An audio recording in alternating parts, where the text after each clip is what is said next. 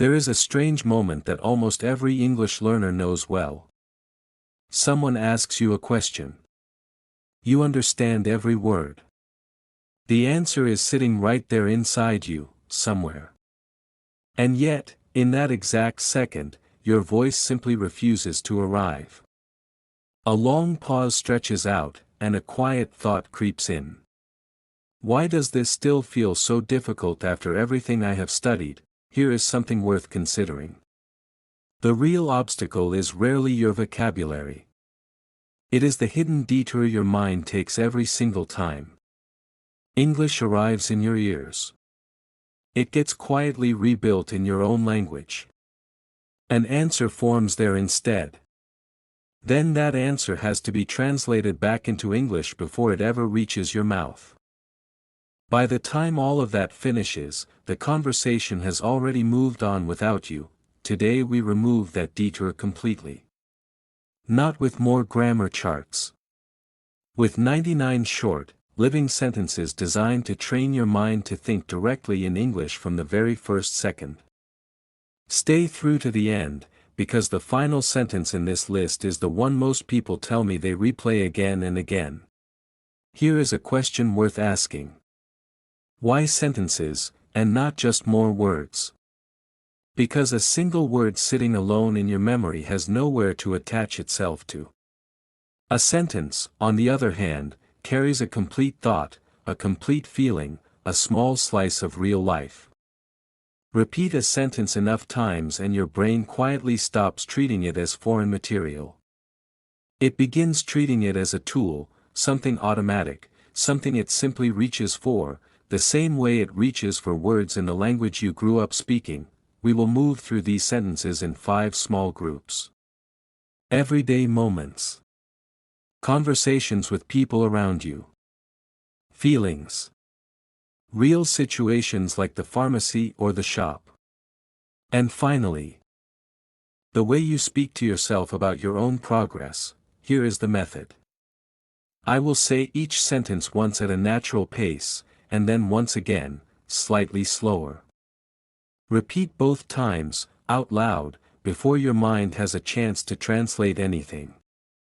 That small habit, repeated daily, is where the real change happens. Let us begin with the most ordinary corners of your day, because most real conversations actually happen inside ordinary moments, not extraordinary ones. I usually open my eyes a little before 7, say it. Now slower. Say it again, a quiet breakfast helps me start the day calmly, say it. Now slower. Say it again, there are a couple of small things on my list for this morning, say it. Now slower. Say it again, around the middle of the day, I try to pause for a few minutes, say it. Now slower. Say it again, by the time evening arrives, I am usually ready to slow everything down, say it. Now slower. Say it again, notice something here. Not one of those sentences asked you to search for a rare or difficult word. They simply asked you to attach English directly onto a moment you already live, almost every single day of your life. A learner once told me she could read entire English newspaper articles without any trouble at all, yet she froze completely the moment a neighbor casually asked her about her day. The articles were distant, impersonal, easy to study from a safe distance. Her own life had never been given English words before. Within about 2 weeks of repeating personal sentences like these, that freeze quietly disappeared on its own. But here is the mistake almost everyone makes at exactly this point. They learn a handful of new sentences, feel proud for an afternoon, and then never return to them again. A sentence spoken once is curiosity.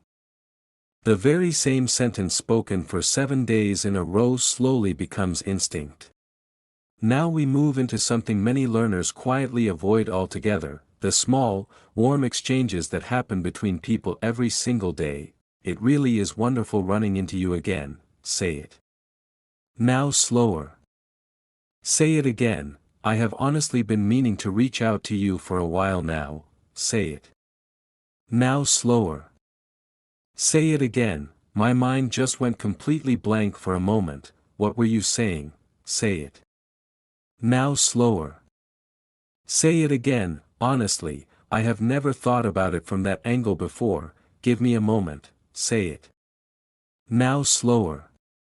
Say it again. Wow, that is genuinely fascinating. What happened after that? Say it. Now slower. Say it again. I truly appreciate you taking the time to walk me through that. Say it. Now slower. Say it again. I should head off now, but this was such a lovely conversation. Say it. Now slower. Say it again. The next sentence coming up is even more valuable than everything before it, because it quietly solves the single biggest fear behind most real conversations, the fear of simply not being understood. I should mention, English is not the language I grew up speaking, so thank you for your patience with me. Say it. Now slower. Say it again. This one sentence changes the entire mood of a conversation. People naturally slow down for you. People become noticeably more patient. The tightness in your chest quietly loosens, because you said the truth out loud instead of hiding behind silence. Words for facts are useful. Words for feelings are unforgettable, because emotion is precisely what makes language stay in memory for years rather than days. There is a quiet pride in how far I have already come. Say it. Now slower. Say it again. A small nervousness is there, but I am moving forward anyway. Say it. Now slower. Say it again. That genuinely brightened my entire day. Say it. Now slower. Say it again. It felt like a lot all at once, so I simply stepped back for a moment. Say it. Now slower. Say it again. There is a deep gratitude in me for this quiet moment right now. Say it. Now slower. Say it again. Quitting is simply not something I am willing to do. Say it. Now slower. Say it again. Pause on that thought for a second. Every single one of those sentences is already true about you, right now, in this very moment.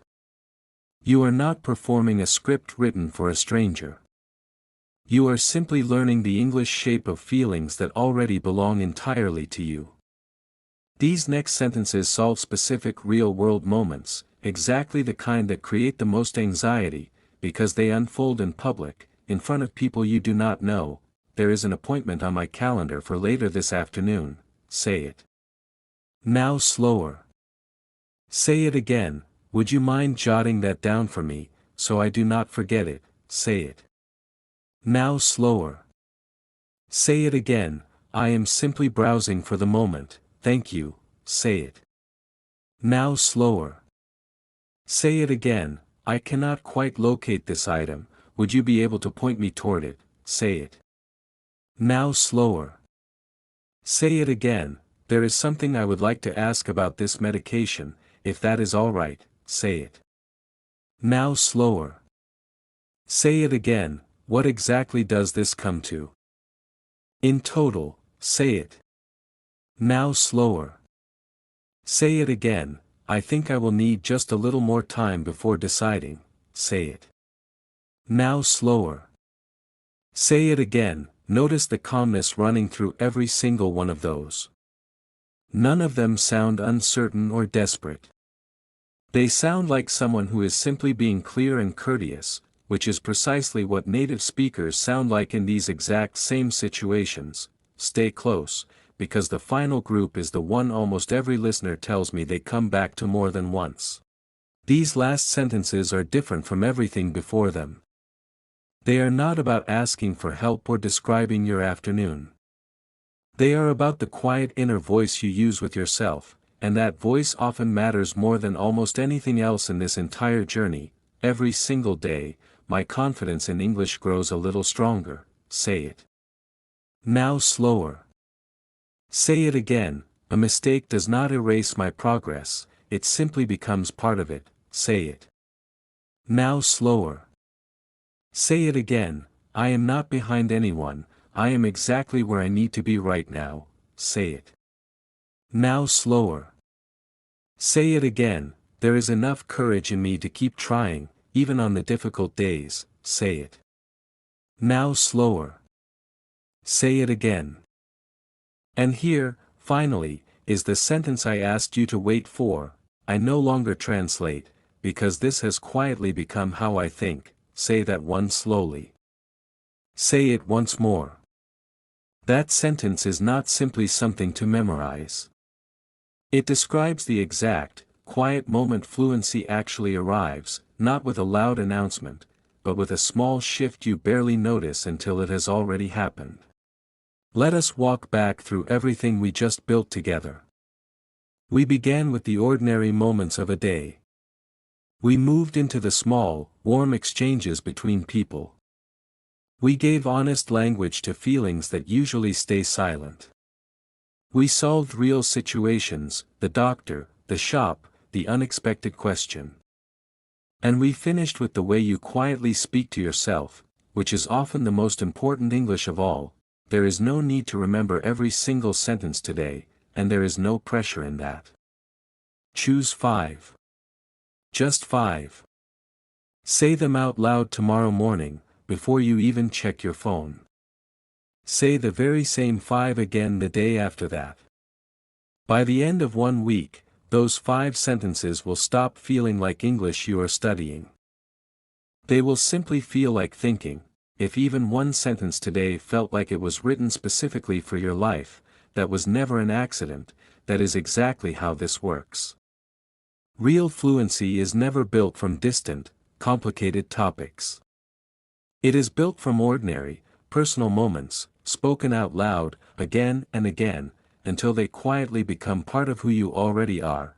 If this helped you even a little, like this video, subscribe so the next lesson finds you, and tell me in the comments which single sentence felt most like your own life today. I read every one of them. You already carry more English inside you than you realize. The only thing left now is to stop translating, and simply begin thinking.